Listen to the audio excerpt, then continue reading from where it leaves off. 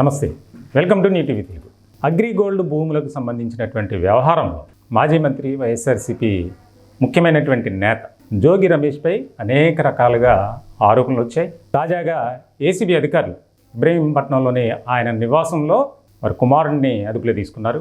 అలాగే సోదాలు జరిపినటువంటి ఏసీబీ అధికారులు చాలా కీలకమైనటువంటి డాక్యుమెంట్స్ని స్వాధీనపరుచుకున్నారు. అగ్రిగోల్డ్ అలాగే ఇతర వ్యవహారాలకు సంబంధించి ఇందులో ఇప్పుడు ముఖ్యమైనటువంటి పరిణామం ఏంటంటే దాదాపు 9 మందిపై కేసులు నమోదు చేశారు. 9 మందిలో 5 అధికారులే ఉన్నారు, అంటే ప్రభుత్వ సిబ్బంది.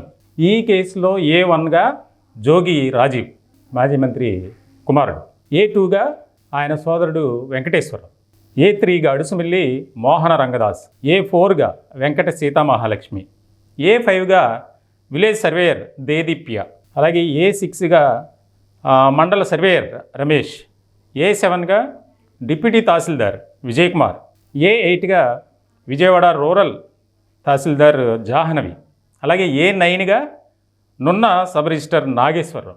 చాలా కీలకమైనటువంటి పరిణామంగా ఇది మారింది. అంటే అధికారాన్ని అడ్డు పెట్టుకొని ఇష్టారాజ్యంగా వ్యవహరించడం, అధికారులను కూడా ఇబ్బందులకు గురి చేసే విధంగా గత ప్రభుత్వంలో కొంతమంది పనిచేశారు. సో ఇలాంటి సందర్భంలో ఇప్పుడు చాలా కీలకమైనటువంటి అంశంగా దీనిపై చర్చ జరుగుతుంది. అంటే అధికారంలో ఉన్నటువంటి వారు నేతలు కావచ్చు, మంత్రులు కావచ్చు, ఎమ్మెల్యేలు, ఎంపీలు, వారు ఆర్డర్ వేస్తే ఇప్పుడు ప్రభుత్వ సిబ్బంది తూచా తప్పకుండా పనిచేయాలి. ఆ పని చేసి పెట్టాలి. అది సంతకమే కావచ్చు, ఫేక్ డాక్యుమెంట్సే కావచ్చు, ఫోర్జరీ ఏదైనా కావచ్చు. ఇలాంటి సందర్భంలో ఈ 9 మందిలో ఆయన కుటుంబ సభ్యులు 4 ఉంటే మిగిలిన వారు రెవెన్యూ సిబ్బంది, చాలా కీలకమైనటువంటి అధికారులు కూడా ఉన్నారు. ఇక్కడ రాష్ట్ర వ్యాప్తంగా అగ్రిగోల్డ్ వ్యవహారానికి సంబంధించి చాలా కీలకమైనటువంటి మలుపులు చోటు చేసుకున్నాయి.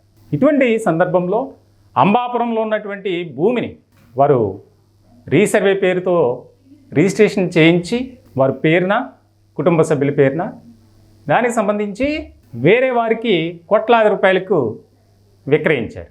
సాధారణంగా ఏదైనా వ్యవహారంలో ఇటువంటి డిస్ప్యూట్స్, ల్యాండ్స్ కానీ ఆస్తులు కానీ సిఐడి కావచ్చు, ఇతర పోలీసు ముఖ్యమైనటువంటి విభాగాలు అటాచ్ చేసుకుంటాయి. ఇటువంటి క్రమంలో ఇదొక చాలా కీలకమైనటువంటి అంశంగా అధికారంలో ఉన్నప్పుడు మంత్రి హోదాలో జోగి రమేష్, ఆయన అనుచరులు ఈ రకంగా చేశారు అనేది.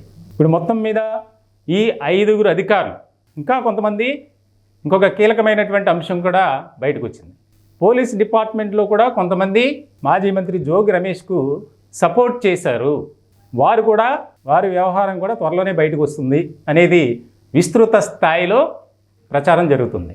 మొత్తానికైతే ఈ యొక్క అగ్రిగోల్డ్ భూముల వ్యవహారానికి సంబంధించి జోగి రమేష్, ఆయన కుటుంబ సభ్యులు చేసినటువంటి అక్రమాలు ఏవైతే ఉన్నాయో వాటిలో మొదటి అరెస్ట్. ఇంకా అరెస్టుల సంఖ్య కూడా క్రమేపీ పెరుగుతూ వస్తుంది అనేది బాగా వినిపిస్తున్నటువంటి మాట.